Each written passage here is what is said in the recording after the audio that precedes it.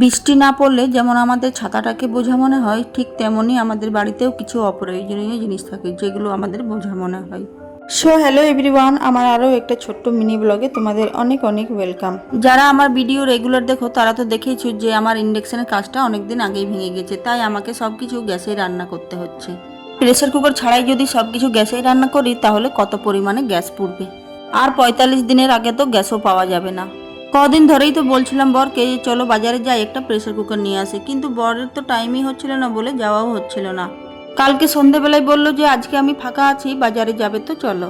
তাই আমার বাড়িতে কতগুলো অপ্রয়োজনীয় জিনিস পড়েছিল, তো সেইগুলো আমি নিয়ে নিলাম, যেমন প্রেসার কুকারটা আর এদিকে আমার ঘুঙুরটা, আরও কিছু জিনিস ছিল।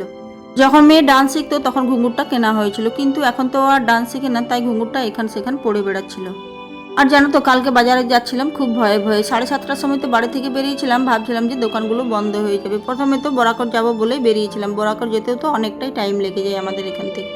তাই প্রথমে আমাদের এখানে পারবেলিয়া বাজারে দেখলাম, কিন্তু পারবেলিয়া বাজারে না তেমন কিছু জিনিস থাকে না। ওই একটাই প্রেসার কুকার ছিল, সেটা কিন্তু পছন্দ হয়নি কারণ কোম্পানিটা ভালো ছিল না।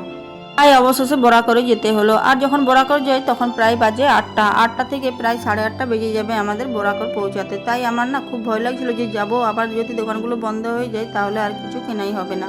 কিন্তু বরাকরে গিয়ে দেখি যে দোকানগুলো খোলাই আছে, তাই ওখান থেকে নিয়েছিলাম একটা প্রেসার কুকার, আর নিয়েছিলাম একটা ননস্টিক তাওয়া, আর নিয়েছিলাম ঠাকুরের একটা থালা আর একটা গ্লাস।